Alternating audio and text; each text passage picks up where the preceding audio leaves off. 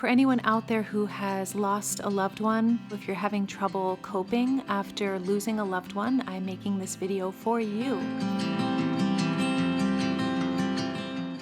I received a question from a woman on Instagram. Her father, who she defined as her own heart, as her very breath, passed away, and she doesn't know how to move on. Apparently they shared a love for art and music, and they were strongly bonded. And now living without him is obviously very difficult. So how do you move on after someone you love has died, has passed on? So I really want to first acknowledge that what I'm sharing right now is not to get you out of what you are feeling, is not to fix a problem, because I don't believe there's a problem to be fixed. I believe that what you feel for your dad, for your father who has passed over, is absolutely beautiful. That sadness, that grief is just as beautiful as your joy, as your laughter. And I think that's something that we humans forget, or we have been taught to change, in our own minds. Every facet of life is beautiful. One thing I will say about losing the form of a loved one is that oftentimes there's a lesson in that. There's an opportunity, there's a gateway. With your father still here in the physical flesh and the physical form, perhaps you wouldn't have the opportunity to connect even more deeply to who you really are and to all those qualities that your father embodied when he was in the physical form. So whether it was love and compassion for you, celebration of you, appreciate, like a connection, just this appreciation for you and the things that you love, sharing these interests together. It sounds like that connection with him and the loss of the physical form of him may be inviting you into a deeper connection with yourself. And I don't mean your human self so much. I mean the true self, the diamond self, the invisible, really, the infinite, the self that is beyond human understanding. Sometimes it takes a radical tragedy to wake us up to a deeper purpose, the deeper truth of why we're here. And again, I don't take this lightly. I don't take the passing of a loved one lightly. However, I do see all tragedy, all trauma, all pain, all suffering as a doorway, as a gateway into the real reason that we're here, the real purpose of our lives. You see, people are fleeting. The human dies. We all die eventually. Everything that's three-dimensional, everything that's physically here will change. It will go. We don't take anything with us at all when we die. We don't take our riches. We don't take our poverty. We don't take our story. We don't take our friends or family. We don't take anything that we have accumulated here physically with us when we go, aside from the love in our hearts. And I also believe our good deeds, or I don't want to say our good deeds as if we have to save people or this planet, but our good intentions.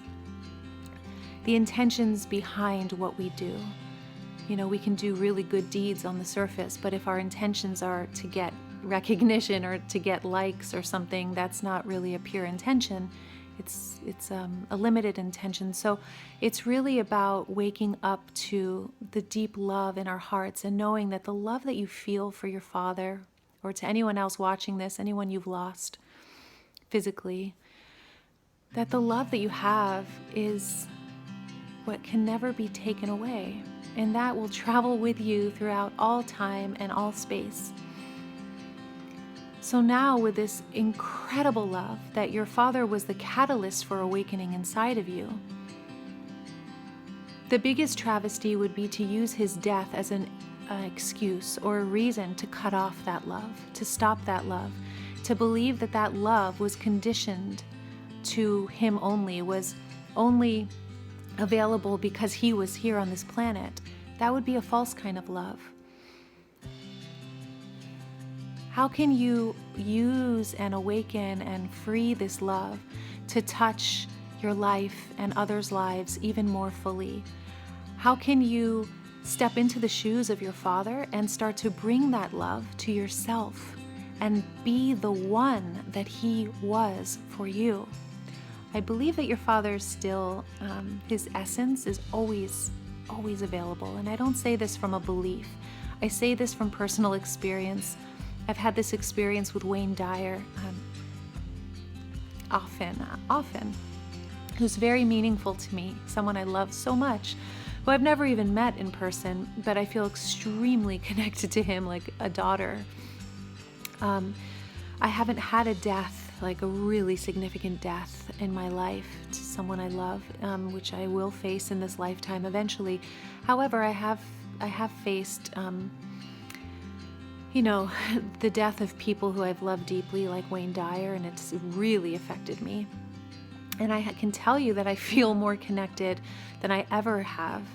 So I know this to be true, that the physical form of someone is just a teeny little expression an access point for that person's essence in your life, for that person's presence in your life.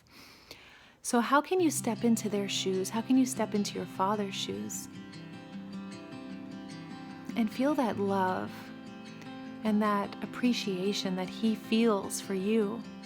And how can you start to embody that more fully within your own skin, within your own life, within your own expression? And be that voice that he was for you, for yourself. This is probably one of the most powerful lessons we can learn, is to be the one that we experience in someone we love deeply, or to be the one we have been waiting for. Maybe we haven't experienced that type of connection with somebody, but we yearn for it, to be that for ourselves. And the part of you that longs for your father, to see him again, to be with him again, to look into his eyes, to feel his hand in yours, to sing music together, to be together in physical form. It's often helpful to remember that that's typically the younger self, the inner child, the little girl who wants her father back. However, the diamond self, the eternal self, the infinite self, is always connected to your father. There is no loss. When you tune into yourself beyond your story, you come into meditation, or whatever you do to come into the truth of life, become present with something that's physically here, like a tree or a candle or a flower, and soften the mind and come into the present moment. That's how we connect to the eternal self or the infinite self, and you will feel a connection to your father's essence, the timeless essence, so deeply. It's like nothing's been lost. But the little girl inside is the one who may suffer, may feel that loss. So I also invite this as an opportunity to connect with that little girl inside and be the mom for her that she's deeply needing during this time of grief. And as you reach out your own hands to that little girl inside who's desperately missing her father, and you let her cry and you let her express, you can do the diamond process work. The medicinal dialogue can be really, really helpful. That helps to express, it helps to release, it helps to have those dialogues between the inner child and the mother within you, or your authentic self, the diamond self. What happens is there's a deep healing that takes place, and this may be a catalyst for a sort of awakening into a more full and whole expression of who you are. So the grief that's present, it's not to be just pushed down or shoved away. It's to be fully expressed, and to remember too that your father is always with you, and his absence physically may be an invitation into you embodying what he embodied in your life, and you bringing that to the little girl within you, and you bringing that to the woman in you, you bringing that into your own heart, and be that voice for yourself that he has shown you the way to. I hope this serves you. It's helpful to also remember that grief is temporary. It comes in waves. Often in the beginning, when someone has passed, it's just there, grief, grief, grief.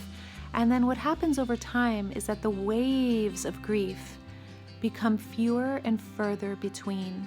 You don't lose the love when you stop grieving.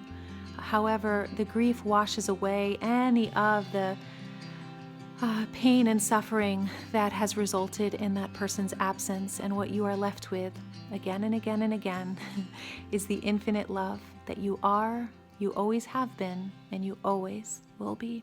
Thank you for your beautiful question, and I send light to you and your father's soul as he now dances freely as an angel. Mwah.